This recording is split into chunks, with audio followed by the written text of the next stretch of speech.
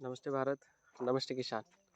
मैं गणेश किसान आज हूँ अकोला टेल्हारा महाराष्ट्र में। कुछ किसान मित्र जुड़े हुए हैं जिन्होंने 100% मेरे हिसाब से 70% 70-30 कंसेप्ट यहाँ पे फॉलो किया हुआ है। आइए देखते हैं ये प्लांट कब लगा हुआ है। किसान जैसे रास्ते से अंदर आते समय ही समझ में आ जाता है कि किसान के खेत में अंदर जाने के बाद प्लाट की कंडीशन कैसी होगी। यहाँ पे आपको देखने के लिए मिल रहा होगा, जैसे लाइन से लाइन ये 5 फीट मुझे दिखाई दे रही है। पौधे से पौधे की दूरी इनको मैं पूछ लेता हूँ, 7 फीट रखी है, 6 फीट रखी है। लगाने की तारीख ये किसान काफ़ी मेहनती है, खुद मेहनत करने वाले हैं, हर चीज़ को एडाप्ट करके इम्प्लीमेंट करने वाले हैं। तने की मोटाई रेडिश ब्लैकिस्ट रेवा G9। लगाने की डेट वगैरह मैं आपको बताता हूँ। ये नाली पाली कंसेप्ट पे लगाया हुआ प्लॉट है। पूरे पौधे में अगर देखें तो गैपिंग प्रॉपर है। ये हमारे काश्तकार है यहाँ पे। राम राम। राम राम राम। आपका नाम परिचय बताइए। मेरा नाम कैलाश बोड़खे, दानापुर, मुक्काम पोस्ट दानापुर, तालुका तेल्हारा, जिला अकोला। ये कब लगाया हुआ प्लांट है और कौन से थीम पे लगाया है? ये 6 तारीख को लगाया, 6 जुलाई को, 6 जुलाई 2022। और ये 5 बाय 6 इसका अंतर है। लाइन से लाइन 5 फीट, लाइन से पौधे लाइन से 5, पौधे की पौधे दूरी से 6 पौधा फीट 6 फुट। जिगजैग जिगजैग में है, लगा हाँ हुआ जिगजैग है। है। और रेवा G9 है नहीं रेवा कि जी रेवा प्लस है? रेवा रेवा जी G9। नहीं प्लस रेवा नहीं। G9 मतलब 6 जुलाई का है। हाँ। जुलाई, अगस्त, सितंबर, अक्टूबर, नवंबर, मतलब 4 महीना हो गया है। 4 महीने हो गए। 4 महीने के हिसाब से ग्रोथ वगैरह आपको क्या लग रहा है? आपकी मेहनत तो मुझे पता है, क्योंकि कंद में भी आपने काफ़ी अच्छा ईल्ड नहीं, लिया। अब कैसा तुम्हारा वो चालू रहता है, इसकी ये वजह से। शेड्यूल कौन सा फॉलो कर रहे हो? नहीं, आपका ही शेड्यूल फॉलो कर रहा पूरा बी किसान का हूँ, जो आप भी शेड्यूल है। किसान का। ओके। पौधे में प्रॉपर गैपिंग वगैरह है और आने वाला हर पत्ता एकदम बढ़िया और मोटा है। पालीवाल भाई, ये जो चीज़ें हैं ना, मैं कुछ बताना चाहूँगा। इनके खेत में जब प्लॉट आया, ये प्लांट आया, हाँ। क्या था, बारिश कंटिन्यू चल रही थी, ब्लैक सॉइल है, तो लगाने के बाद भी बारिश मतलब 2 से 4 दिन नहीं आई थी, लेकिन उसके पहले बारिश बहुत ज़्यादा आ चुकी थी। हाँ। मट्टी में पूरा मॉइस्चर था। पौधा लगाने के बाद में पूरा पीला हो गया। क्यों हाँ। पीला हो गया? इन्होंने ऐसी ऐसी चीज़ें मेरे से कही कि शायद मुझे भी लग रहा था कि यार नहीं, इतने मैंने वो तुम्हारे पौधे आने के बाद मैं बहुत नाराज हो गया था, लेकिन कैसा, मैंने बोला ये कोई जमा नहीं, क्योंकि नहीं, वो इसके बाद में होता क्या है, जैसे आपने देखा होगा और आपने फॉलो किया, मुझे पता है कि आप मेहनत करने के लिए पीछे नहीं हट रहे हो। आपने प्रॉपर ड्रिंचिंग शेड्यूल वगैरह लिया, जैसे ब्लीचिंग पाउडर वगैरह लेने के बाद में हाँ। आपको कई सारे जो चीज़ें, मैंने ऐसा कुछ नहीं बताया आपको जो मार्केट से आपको बड़ी बड़ी बोतलें खरीद के लानी है या कुछ महंगी चीज़ें बताई क्या मैंने? नहीं। और उसके साथ में आपकी मेहनत थी कि आपने उसको प्रॉपर ढंग से ड्रिंचिंग किया, स्प्रे शेड्यूल लिया, तो आपके अभी आंखों के सामने ये परिणाम और ये नतीजे हैं। हाँ। अभी कल मैं इनके खेत में गया था, दोनों का प्लॉट एक ही गाड़ी में आया हुआ है। हाँ। भाई का प्लॉट ठीक है कि थोड़ा छोटा है, हाँ। लेकिन उसमें डिसीज मात्र 0.1% है और 16 बोरी इन्होंने ये ले लिया सोयाबीन। हाँ। भैया ने कुछ नहीं लिया कुछ नहीं हुआ है, लिया, लेकिन डिसऑर्डर 30% है। डिसऑर्डर मतलब क्या? इरवेनिया रॉड की भी समस्या है, CM भी इनके इसमें दिखाई दे रहा है। हाँ। हाँ। बराबर। तो इन चीज़ों को हमें समझना पड़ेगा। अभी इनका जो मॉडल था, ये मॉडल आप लोगों को फॉलो करना पड़ेगा। मॉडल मतलब क्या कि केला लगाना है और हमारी तरफ अपने क्षेत्र में भी अगर CM बढ़ रहा है, आ गया CM पिछले साल तक नहीं था, 2 साल पहले भी मैं आया था तो यहाँ पे नहीं था। तो हमें इन चीज़ों को एडॉप्ट करना पड़ेगा। जिसे भैया ने बेड बनाया, बेड के ऊपर सोयाबीन लगाया, बाद में फिर केले का पौधा लगाया, ठीक है। केले का पौधा 1 महीना या 15 दिन पीछे है, 15 दिन ही पीछे है, मैं मेरे हिसाब से 15 दिन ही पीछे है। लेकिन केला ऐसी चीज़ है, जितना आप आटा और बाटा डालोगे इसमें, उतना वो भैंस के जैसा दूध देगा। अभी 1 महीने में मैं इनको शेड्यूल देकर जाऊंगा, तो आपने और इनमें दोनों में आपके प्लॉटों में फ़र्क देख लेना। एज इट इज चलेगा। हो सकता है कि इनका प्लॉट आपसे पिकअप कर जाए, बराबर। जैसे आप बोल रहे हो कि इनके साथ में दूसरे बंदे का, दूसरे कंपनी का भी प्लॉट है, तो मेहनत तो हम लोग कर ही रहे हैं, लेकिन हमें योग्य दिशा में मेहनत करने की आवश्यकता है। मतलब dot to dot follow, schedule follow करना। अभी इन्होंने जब इनका प्लॉट ग्रीनरी पकड़ लिया, उसके बाद में एक बार भी फोन नहीं लगाया है। मैं झूठ नहीं बोलूं। इतना हो गया था कि हाँ, मैंने बोल नहीं, दिया था कि अब लेकिन मैं खुद ही नहीं इतना लगा था। इतना अच्छे प्लॉट होने के बाद भी इनको पता था अभी प्लॉट चल गया है, मैं इस मेरे हिसाब से कर सकता हूँ, बराबर है की नाही, नाही। मैंने फिर भाऊने भी लय वेळा मला फोन लावला, पण मी त्यांचा फोनही उचलला नाही आणि मी बोललो पण नाही बाद में त्यांच्यासोबत. मैंने ये किया कि ये प्रतिनिधि है यहाँ पर, आढ़ाव भाई, इनको मैंने बोला यार किसान नाराज है तो मुझे अच्छा नहीं लग रहा है, आप जाओ उनके प्लॉट पे, 15 किलोमीटर 20 किलोमीटर पे हो आप, तो आप जाओ। ये आए, इन्होंने बताया, मुझे पता था कि नाराजी एक 10-15-20 मिनट की है, मैं आ जाऊँ तो फिर कोई दिक्कत नहीं रहेगी, खाना खाकर ही जाऊंगा, ये मुझे पता है। वो तो है। बराबर। लेकिन किसान ने हर समय आपको पता है, देखिए 2 साल पहले इनका अलग कंपनी का प्लॉट था, फिर भी इन्होंने फॉलो किया, गाइडलाइन दिया। मेरा वैसा नहीं है। आपके यहाँ पे 100 किसान ऐसे हैं जिनको मैं गाइडलाइन दे रहा हूँ। मुन्ना भाई ही है। भाई कभी आपने फ़ोन किया और मैंने गाइडलाइन नहीं दी, ऐसा हुआ है? आपने रेवा का पौधा लगाया है? नहीं लगाया है ना? फिर भी मैंने आपको गाइडलाइन दी। आज के 20 दिन पहले इनका कॉल आया था कि यार ऐसी ऐसी दिक्कत हो रही है। कल आप नहीं थे, फिर भी मैंने आपका प्लॉट देखा, एनालिसिस किया, क्योंकि मुझे लगता है ना, जो किसान दिल से जुड़ा हुआ है उसका प्लॉट में देख कर जाऊँ, मुझे भी कुछ सीखने के लिए मिल रहा है। हर क्षेत्र में, हर जगह पे जाने के बाद वहाँ पर का एटमॉस्फेयर, वहाँ की मिट्टी, वहाँ का पानी, वहाँ का किसान की सोच, वो सारी चीज़ें अलग अलग है। उस हिसाब से ही किसान को शेड्यूल देना पड़ेगा। मैं आपको बोलूँ कि यहाँ तेल्हारा, दानापुर की मिट्टी का स्ट्रक्चर और यहाँ से हिवरखेड़ा यहाँ पे जाऊँ मैं, तो वहाँ के मिट्टी का स्ट्रक्चर अलग अलग है। तो उस हिसाब से गाइडलाइन जानी चाहिए किसान को। सही बात है कि नहीं? अभी इनका ही खेत है, वो पिछले साल यहाँ पीछे ही आम का पेड़ लगा हुआ है, बीच वाला जो पोर्शन था पूरा नीचे बैठा हुआ था। मैं पिछली बार आया था, इनके प्लॉट में भी गया, इनके प्लॉट में भी गया, दोनों नाराज थे। लेकिन आने के बाद में जो शेड्यूल देकर गया, उससे फायदा हुआ कि नहीं हुआ? माल अच्छा कटा, रेट भी अच्छा मिला। शायद इनके माल के तो मेरे पास 10 व्यापारियों के फोन आ गए कि यार ये माल इतना अच्छा बढ़िया बना हुआ है। बराबर है कि नहीं? नाम हुआ आपका, मार्केट में नाम चला कि दानापुर में इस व्यक्ति का माल मुझे अच्छा मिला है, और रेट भी अच्छा मिला आप लोगों को। बराबर। काफ़ी, मतलब आज के 5 से 7 साल पहले से इतना रेट नहीं मिला था, लेकिन अभी रेट अच्छा मिला। मतलब लोगों को लगा कि दानापुर में भी अभी अच्छा माल बनने शुरू हो गया, क्योंकि आप 4x4 5x5, हमसे तो ज़्यादा आपको ज़्यादा एक्सपीरियंस है। बराबर है कि नहीं? क्योंकि आप इस क्षेत्र में मेरे से पहले हो, और यहाँ केला पहले से ही लगता है। आपके यहाँ हिंगनी है ना, हिंगनी में तो केला पहले से ही लगता है, तो यहाँ पे भी है। लेकिन ग्राफ चेंज करने के बाद में क्या प्रॉब्लम का सॉल्यूशन निकल के आता है, ये समझ में आता है। बहुत फर्क गिरता है। लेकिन आज के डेट में मैं बताना चाहूँ कि आपकी तरफ, हमारी तरफ, मैं हूँ जलगांव रावेर सावदा से हूँ, तो करपा सिगाटोका की समस्या काफ़ी आई हुई है, जो आपके तरफ नी के बराबर है, कम मात्रा में है। तो इसको नी आए, इसके लिए आपने जो प्रोटेक्शन करके रखा है, जैसे वॉल बाउंड्री जैसे बना के रखी है, ये हर किसान के खेत में होनी चाहिए। और प्राइमरी स्प्रे आपको लेना पड़ेगा इसके ऊपर। तो प्राइमरी स्प्रे के लिए आपको बड़े नेटिव वगैरह लाने की आवश्यकता नहीं है। आप नॉर्मल कार्बनडिज़म मैनकोजेब 200 लीटर पानी में 300 ग्राम, सुक्रोज 200 ग्राम और स्टिकर 50 ml, ये घोल बनाकर भी अगर पत्तों के ऊपर मार दिया और ये डंडे के ऊपर मार दिया, तो ये एज इट इज़ है उसी अवस्था में रुक जाएगा। उसमें हो सके तो 180 ml का अल्कोहल वाला बोतल डाल दीजिएगा, तो उससे काफ़ी अच्छा रिजल्ट आपको मिलेगा। ठीक है। बाकी और कुछ चीज़ें पूछनी हो पौधे के पास खड़े रह के, तो आप मुझे पूछ सकते हो, कोई दिक्कत नहीं है। मैं पूरा फुल टाइम निकाल के आया हूँ आपके लिए। मैं रात में आया था, लेकिन समाधान नहीं हो पाया, तो मैं फिर रुक गया।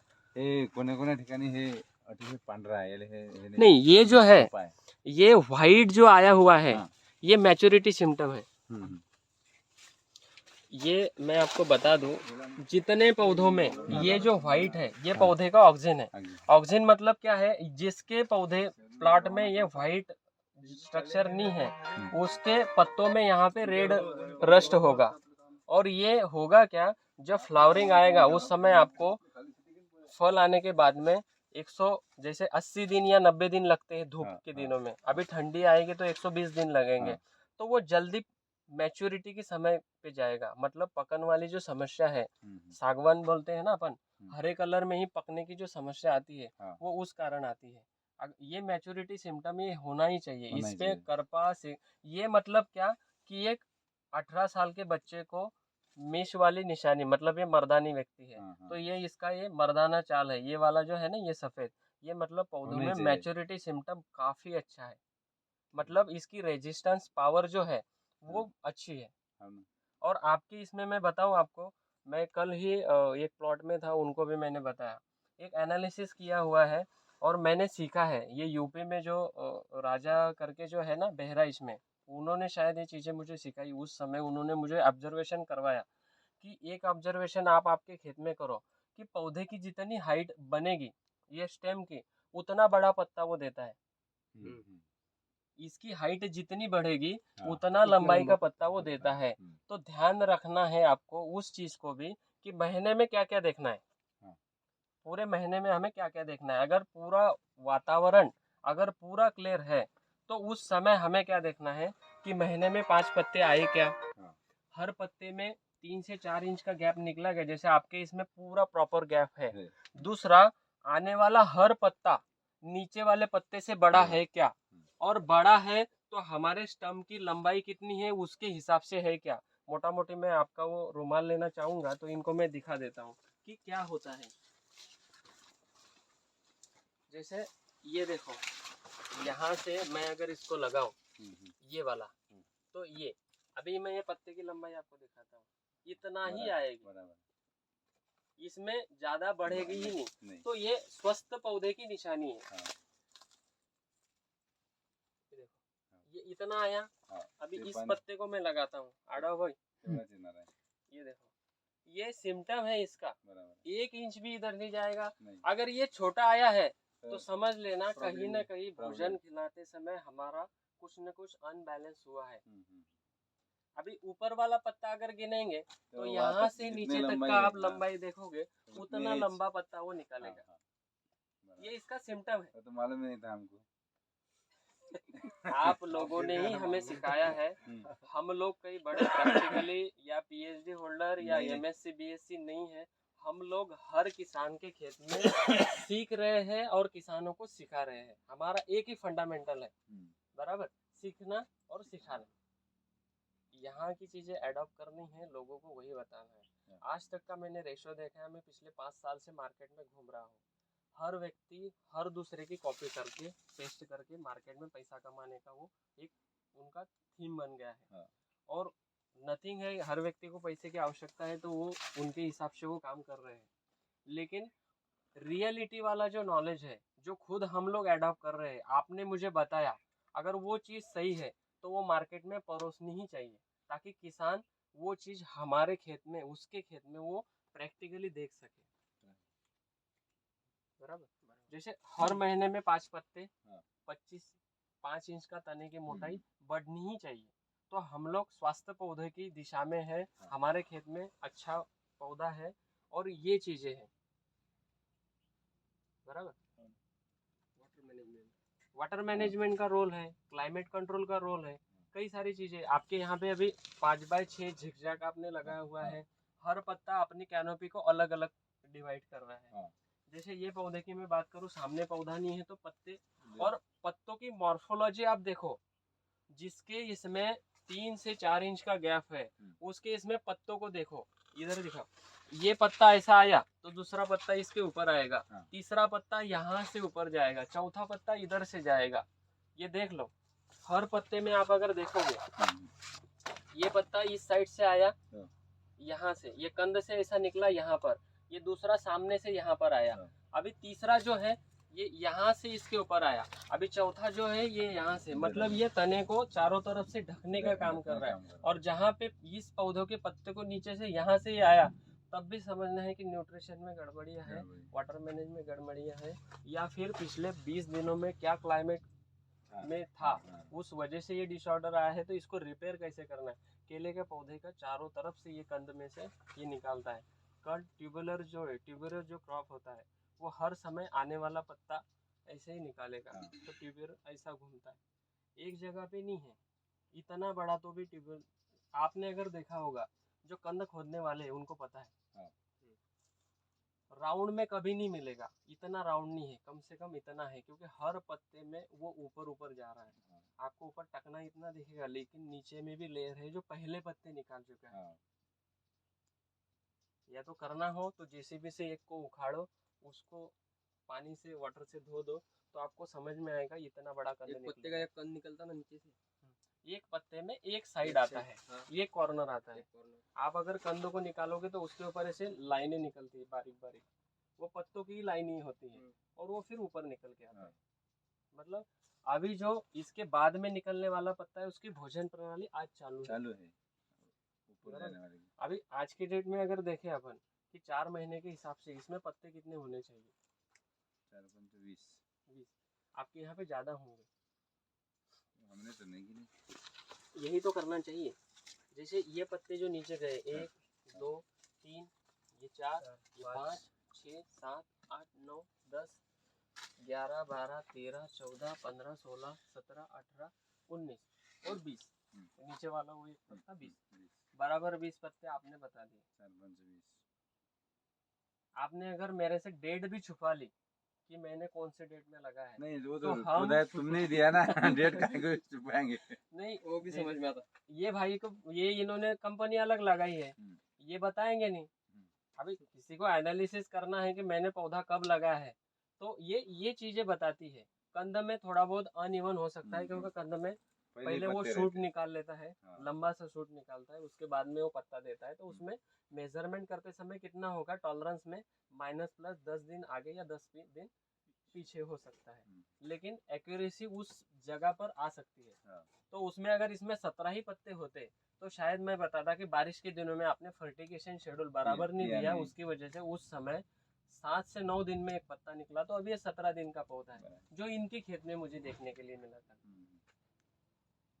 आपल्या शेतामध्ये जर बघितलं तर 17 पानांवाले झाडं भरपूर मिळते, 20 पानांवाले झाडं असेच दिसतील, बरोबर? तर ह्या गोष्टी आपल्याला स्वतः बघाव्या लागतील। आणि जिथे जिथे पाणी डम्पिंग होईल, थांबेल, जिथनं पाण्याची वाहाय राहील, किंवा आपल्याकडे भरपूर ठिकाणी भुरांचे पाट आहेत, भुरांच्या जमिनी आहेत, त्याच्यामध्ये चुनखडीचं प्रमाण जास्त आहे, त्या ठिकाणी काही काही लोकांचे प्लॉट छोटेच आहेत। तर हे प्लॉट तुमचे फेब्रुवारी मार्च मध्ये जसं ऊन तापायला लागलं, त्यावेळेस ते प्लॉट ऑटोमॅटिकली तुम्ही नुसतं पाणी जरी दिलं तरी ते प्लॉट चांगल्या प्रकारात, म्हणजे आपण त्याला म्हणतो ना की हे काय आज काही तर उद्याच्या दिवशी काही, आणि तिथला माल काडीपेक्षाही चकाकीचा असतो, त्याला पोपटी कलर, शायनिंग, त्याच्यामध्ये चिलिंग बिलकुलच येत नाही, ह्या गोष्टी असतात। जास्त करून काकणवाड्यामध्ये जास्त जमिनी आहेत ह्या, ज्या नदीच्या बाजूच्या आहेत। त्याच्यानंतर मोमिनाबाद का, मोमिनाबादच्या जमिनी तशा आहेत, अशा ज्या उतर पडायच्या आहेत, आजच्या कंडिशनला 2 महिन्यापर्यंत त्यांच्याकडे असेच दिसतील। त्यांचं फेब्रुवारीपासून जर शेड्यूल बघितलं तुम्ही, तर त्यांच्याकडे फेब्रुवारीपासून काहीतरी वेगळ्याच दिसायला सुरुवात होतात, एकापेक्षा एक पडतात। आणि केळाची क्वालिटी यांची बघायची का त्यांची बघायची का त्यांची बघायची, जबरदस्त येते क्वालिटी। तसा तापीचा जो बेल्ट आहे, इच्छापूर वगैरे ह्या ज्या गोष्टी आहेत, निमखेडी, तिथला सुद्धा प्लॉट तसेच असतात, फरक पडतो प्रत्येक ठिकाणी। तो बघण्याचा एक नजरे आहे, तर ते जो शेती करणारा शेतकरी आहे तोच त्या गोष्टी सांगतो। एखादी कामच्यासारखा नवीन गेला तर तो त्याला सांगतो की हे केळी उठत का बरं नाहीये साहेब, आता ते आम्हाला बघायची सवय पडली, आणि आज कितीही काही दिलं तरी त्या गोष्टी त्या टायमालाच उठणार। उन्हाळा ज्या टायमाला थोडासा चमकायला, कारण हे सन लिव्हिंग क्रॉप आहे पूर्ण, याला कमीत कमी दिवसाला 7 ते 8 तासाचा पूर्ण सनलाईट पाहिजे, तर हे पूर्ण याचं पूर्ण भोजनाला पचवण्याची शक्ती याच्यामध्ये बनते। म्हणून तुमच्या इथं जर सनलाईट कमी पडला 1.5-2 तास किंवा आलाच नाही 3 दिवस, मग त्याच्यामुळे ते थ्रिप्स माइट जास्त प्रमाणात येतात। काय येतात तर केळीचं पान आधीच सगळ्या क्रॉप पेक्षा मोठं असतं, तुमचं कोणत्याही प्रकारचं गवत घ्या, त्याच्यापेक्षा सर्वात मोठं पान केळीचं. केळीचं मोठं पान म्हणजे काय, त्याच्यामध्ये क्लोरोफिलचं प्रमाण सगळ्यात जास्त. आता क्लोरोफिल म्हणजे काय, की हे ग्रीनरी मधलं, परंतु हे कच्चं क्लोरोफिल म्हणजे काय, की येणारं ताजं पान. मग त्याच्यावरती शकिंग टेस्ट जास्त हे करतात, म्हणून ते CMV ला बळी पडतात ते पान. कारण ज्या टायमाला कंटिन्युअसली पाऊस चालतो, ज्या टायमाला तुमचे खालनं जेव्हा गवत येतं त्याला छोटे छोटे पानं असतात, त्यातलं क्लोरोफिल किती वेळ, नथिंग, लगेच जातं. पण केळीचं पान मोठं असतं, त्याच्यामध्ये क्लोरोफिलचं प्रमाण मोठं असतं, दिसायला सुद्धा त्याला हे असतं, तर त्याच्यावरती ते थ्रिप्स माइट जास्त अटॅक करतात. म्हणून केळीवरती येणाऱ्या 3 वर्षापासून सतत CMV व्हायरस येतो, कुकुंबर मोजॅक व्हायरस. बाकी तर व्यवस्थित आहे, सगळी केळी तर तुमची एक सारखंच मिळत आहे, लाल लाल चटक बुंदा, ग्रीनरी वगैरे चांगली. आता काय काय दिलेलं आहे मागच्या 15 दिवसात? 15 दिवसात काय आता युरिया, पोटॅश आणि जे ते शेड्यूल असेल त्याच्यानुसार शेड्यूलनुसारच चालू आहे ना. शेड्यूल अपडेट केलं ना तर फायदाच होतो, नाहीतर मग बेसल डोस झाले का याची ते? बेसल डोस पण झालेला ते असते. तीन झाले. ते आता पहिले आपण एका महिन्यात एक टाकत जा, आता हे तुमचं कसं 3.5 पाऊंड समजा 4.5 महिन्यापर्यंत पुरतात. 4 महिन्याच्या अंदर त्याला एक स्लोली मध्ये केलेलं आहे आपण डिवाइडेशन, जसं हर समय व्यक्तियों को ऐसा लगता था कि 10 बोरी DAP, 10 बोरी पोटास, 10 बोरी ये ट्रैक्टर लाया डाल दिया, अभी 3 महीने डालना ही नहीं है, वो काम नहीं है अपने शेड्यूल में. हमारे शेड्यूल में उसको 3 गुना मट्टी या मिक्स करके एक धीरे धीरे धीरे धीरे रेसिपी बनाकर डाला. तो उसमें होता क्या है कि पौधा जब चाहिए जब वो उठाता है, और हर 45 दिन के बाद अपना बेसल डोज है. आपने अगर उसको एनालिसिस किया होगा, उसके बीच में अगर आप देखोगे 23 से 25वें दिन में ड्रिप से फर्टिगेशन शेड्यूल है 3 दिन में, तो वो पौधा पुशअप करता है. और कितना है, 1000 पौधों के लिए 3 किलो 4 किलो 3 किलो 4 किलो, खाली मेहनत आपको छोड़ने के लिए है. लेकिन कई सारे किसानों के पास टंकियां लगा दी है, शाम को मोबाइल देखते देखते टंकी में डाल दो, पानी लगा दो, 3 घंटे बैठ जाओ, आपका तो रास्ते के ऊपर ही है, वो काम भी हो जाता है, आपका घूमना भी हो जाता है, और शाम के समय पौधे से मिलना भी हो जाता है. पौधे से मिलने का समय है सवेरे सवेरे और शाम के समय, तभी पौधा अपनी दुग्ध विधा आपको बताएगा. दिन में इस समय पौधे से कुछ भी नहीं पूछा जाएगा, क्योंकि वो अपनी अवस्था में लीन हो गया. अभी शाम के समय 5:30 से 6 बजे के बाद में, और सवेरे सवेरे 5 बजे के बाद में पौधा आपको खुद ब खुद बता देगा कि मुझे क्या समस्या है. आपको खाली देखने के लिए और समझने के लिए आंखें होनी चाहिए. ठीक है, ओके. त्याला झेंडू आणा जातो, पटकीने आणा. हे पाण्याचं कसं करायचं मग आता हे? आता पाण्याला कसं आहे, इकडे आणा इकडे. पानी के लिए वाटर मुन्ना वो- मैनेजमेंट के लिए मुन्ना- समझना क्या है. वाटर मैनेजमेंट में जैसे 20 पत्ते हैं हमारे इसके ऊपर, हर पत्ते में 1 लीटर पानी, बराबर, तो 20 लीटर पानी देना है. लेकिन ये कब, कौन से टेम्परेचर में, हमें केले के पौधे में 27 से 32 डिग्री का टेम्परेचर रहता है. मतलब इतना टेम्परेचर हो तो हम लोग केला लगा सकते हैं, ये साइंटिफिकली है. लेकिन हमारे यहाँ तो 45 भी जाता है और 47 भी जाता है. लेकिन आज की डेट में आप अगर मोबाइल ओपन करो तो आपके मोबाइल में दिखाई देगा कि क्या टेम्परेचर है. बराबर, मोस्टली 28 से 32 ही है. तो 28 से 32 डिग्री का टेम्परेचर अगर है तो पर डे हमें पत्तों के हिसाब से पानी देना है. पर प्लांट के लिए 1 लीटर. अभी 20 पत्ते हैं तो 20 लीटर पानी देना है. अभी 20 लीटर पानी देने के लिए समझना पड़ेगा कि हमारे पास डिस्चार्ज कितना है. कितने लीटर का डिस्चार्ज है? 4 लीटर का. अभी 4 लीटर का डिस्चार्ज है, मतलब 1 घंटे में 4 लीटर पानी दे रहे हैं. बराबर. तो अभी इस पौधे के ओरे में कितना सेंटीमीटर पे है, 40 सेंटीमीटर, 40 पे. तो पौधे के पास में इधर एक और उधर एक, और पौधे के पास वाला एक, 3 ड्रिपर हमारे पास में है. मतलब एक ड्रिपर से 1 घंटे में अगर 4 लीटर पानी दे रहे हो तो 3 ड्रिपर से कितना, 12 लीटर हो गया. अभी आपके पास 20 पत्ते हैं तो 20 पत्ते में 20 लीटर पानी बोला है. तो आपको कितना लीटर, कितने घंटे पानी देना पड़ेगा? 2 घंटे 24 लीटर. 24. तो 2 घंटे भी नहीं देना है आपको, 1 घंटा 40 मिनट पानी देना है. पौने 2 घंटे. ये वाटर मैनेजमेंट हो गया. लेकिन ध्यान ये रखना है, किसान यही जगह पे बात सुन के काम करना शुरू कर देते हैं. ये हमारा एक अनुभव है, हम लोगों ने देखा है, समझा है। अभी इसमें हो सकता है कि किसी की ब्लैक सॉइल है तो ब्लैक सॉइल पानी पकड़ के रख ले। हाँ। हो सकता है किसी की मुरमाड मिट्टी हो, पानी तुरंत लीच हो जाता हो। तो हर व्यक्ति को अपने खेत में एनालिसिस करना है। आप 1.25 घंटे की जगह पे 2.5 घंटा भी पानी आपको लगाना पड़ेगा, अगर आपके खेत में पानी तुरंत लीच हो जाता है तो। हाँ, ये चीजें उन लोगों के लिए है जिनके खेत में प्रॉपरली कचरा मल्चिंग किया हुआ है, हाँ, बराबर। ताकि कचरे के नीचे क्या होता है, पानी का पानी वापसा कंडीशन ज्यादा ऊपर नहीं जाती है, मतलब भाप बन के नहीं उड़ता है, नहीं। तो वो एक्यूरेसी में रहेगा। हम्म। ज्यादा ब्लैक सॉइल हो तो उनके लिए भी अच्छा रहेगा, क्योंकि ब्लैक सॉइल पानी को पकड़ लेती है। वही आपकी भूरान हो गई, आपकी आपकी इसकी जमीन हो गई, जैसे आप जो मुरमाड मिट्टी मुरमाड। बोलते हैं ना आपके यहाँ, वो हो गई, तो उसमें पानी का शेड्यूल आपको खुद एनालिसिस करके देना पड़ेगा। नहीं तो आप बोलोगे कि गणेश ने बोला है तो मैं यही करूंगा, तो आपके खेत में आप खुद एनालिसिस करो। आप भले ही पहले दिन 1.25 लीटर पानी देकर देखो, 1.25 लीटर में अगर आपके इस अवस्था में पौधा है, अगर आपको लग रहा है कि नहीं वल पूरी, मतलब ये गीला पूरा नहीं हो रहा है, वापसा कंडीशन नहीं हो रही है, तो उस पानी को बढ़ाओ। फिर 1.25 लीटर पे जाओ, मतलब एक पत्ते को 1.25 लीटर, फिर वो बराबर मैनेज हो जाएगा। हाँ। ये वाटर मैनेजमेंट का पार्ट हो गया। फर्टिगेशन के लिए तो आपको पूरी साल भर का चार्ट आया है। हाँ। बीच में जहाँ रुकावट आती है, जहाँ आपको लगता है अभी समझ में नहीं आ रहा है, आप मेरे से बात करो, मैं हूँ। उस 8 दिन के शेड्यूल को मैं थोड़ा स्टॉप करूंगा, कुछ पुशअप देना है, उस पुशअप को इम्प्लीमेंट करना है, आपको 8वें दिन ही समझ में आएगा। समजलं नव्हतं त्यावेळेस मुन्ना भाऊन, योगेश भाऊन मार्गदर्शन करतात ना, सांगतात आम्हाला ते. यांना सगळ्यांना पुशअप मिस करतो या एवढे, यांना 3 वेळा सांगितलं, ते म्हणत बाबा माझं जास्त राहिलं नाही. मग नंतर त्या काय असते, प्रत्येक व्यक्तीचं किती वेळ असतं मला माहिती आहे, 2 दिवस, 5 दिवस, 6 दिवस, त्याच्यानंतर माणूस बघा काय असतं, दुःख कुठपर्यंत असतं, जोपर्यंत ते समोर आहे. ज्यावेळेस ते आपल्या समोरून गेलं किंवा ते चांगलं दिसायला लागलं तर संपला विषय. आपलं काय असतं, माझ्या शेतामध्ये मला ह्या गोष्टी चांगल्या मिळायला पाहिजे, बस तेवढं मिळालं म्हणजे आपण आनंदी असतो, आणि ते झालेले आहेत. ठीक आहे.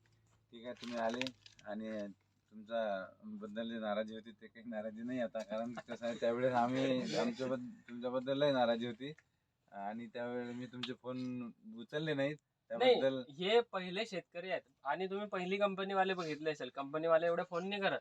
नाही. कंपनी वाल्यांना तुम्ही बघितलं असेल, मी स्वतः फोन केले यांना की तुमचा जो प्रॉब्लेम आहे तुम्ही मला, आणि प्रत्येक 3 दिवसाला मला व्हिडिओ टाका, मला फोटो टाका, मला व्हिडिओ टाका. कंपनीतून फोन आला होता, व्हिडिओ टाका, मी ते पण आमचं हे असतं बघा, मला माहिती आहे, रोप कंपनी दिले, सगळ्या गोष्टी दिल्या, मला तुमच्या घरी जागा कुठं आहे चहा प्यायला, तुमच्याकडे नाश्ता पाणी करायला, जाणार कुठं? मी हॉटेलमध्ये खातच नाही, मी शेतकऱ्याच्या घरीच सगळ्या गोष्टी करतो. मग ती जागा तर बनवावी लागेल, कारण इथून निघालं पाहिजे ना. कंपनी, पैसा, बाकीच्या गोष्टी वेगळ्या आहेत, रिलेशन मेंटेन व्हायला पाहिजे. या व्यक्तीसोबत एकही रोप नाही यांच्या शेतात माझं, काय इथं उभे आहेत, का एक चहा तर मी घेतच नाही, पण चहासाठी आग्रह का आहे, कारण त्या माणसाला माहितीये की आपण एक वेळा फोन केल्यानंतर यांचा नाहीही फोन उचलला गेला तर यांचा रिप्लाय तरी आपल्याला असतो. याला म्हणतात एक कौटुंबिक रिलेशन मेंटेन करणे. मला काय कोणाच्या ऊसाचं पडलं, काय मला कोणाच्या पपईचं पडलं, काय मला कोणाच्या सोयाबीनचं पडलं, पण एक सहानुभूती अशी असते की नाही, ह्या व्यक्तीला जर आपण योग्य मार्गदर्शन केलं तर हा जेणेकरून त्या क्षेत्रामध्ये कमीत कमी 10 लोकांना घेऊन चालेल. जशी हे व्यक्ती होते ज्यांना मी 3 वर्ष आधी भेटलो, त्यांनी तुमच्यासारख्या लोकांना मला काहीच माहित नव्हतं यातलं, हे यांनी सुरुवात केली, त्याच्यानंतर मग यांनी केल्यानंतर मग म्हटलं बा आपणही करून पाहू, फरक जाणवला ना. म्हणून आज मला सांगा, त्या व्यक्तीच्या शेतामध्ये सोयाबीन हा कन्सेप्ट नच होता, फक्त लावून बघायचं. ज्या लोकांनी प्रॉपरली सोयाबीन लावला त्यांना तेवढी सोयाबीन झाली नाही जेवढी यांना झाली. फायदा कोणाचा झाला? आणि त्या लोकांनी 45 किलो टाकलं, या व्यक्तीने 10 किलो टाकलं, आणि प्रॉपरली तेवढा स्प्रे सुद्धा दिला नाही आणि फर्टिगेशन सुद्धा दिलं नाही. परंतु बघायचा दृष्टिकोन काय, बेडवरती लागली म्हणून पाण्याचा निचरा झाला सगळ्यात आधी. दुसरी गोष्ट, 45 किलोच्या ठिकाणी 10 किलोच टाकले, म्हणजे शेतकऱ्याला ह्या आज रोजी जे गहू हरभरा टाकतायत त्यांना ह्या समजण्याच्या गोष्टी आहेत की पेरणी किती करायला पाहिजे, एकरी बियाणे किती लागलं पाहिजे, या गोष्टी आपल्याला स्वतः समजायला पाहिजे. आता एका एकराला जर 45 किलो टाकतायत तुम्ही, 30 किलो 30 किलो जर टाकतायत तर त्याचा येणारी इन्कम बी तर तेवढंच यायला पाहिजे ना. नाही, कारण ते नाही. आपल्या घरी तर पहिल्यासारखं राहिलेलंच नाहीये नाही. की घरामध्येच आपलं बियाणं ठेवलेलं आणि ते टाकायचं आहे. हम्म. आज 100 रुपये किलोचं बियाणं घ्यावं लागते हा. आणि आपल्याला 4-3 रुपये किलोने विकावं विकावं लागतंय. लागते. 200 रुपये किलो बरोबर. म्हणजे ह्या गोष्टी कुठे ना कुठे शेतकऱ्याला हम्म. पडताळून पाहण्याची आवश्यकता आहे. हो ना. बरोबर. हो. तुम्ही आले आणि तुम्ही मार्गदर्शन केलं त्याबद्दल वा वा थोडं- वा वा, तुमच्या शेतातले झेंडूचे फुलंच दिले तुम्ही. हो. वा रे वा. नमस्कार. नमस्कार, राम राम. राम राम.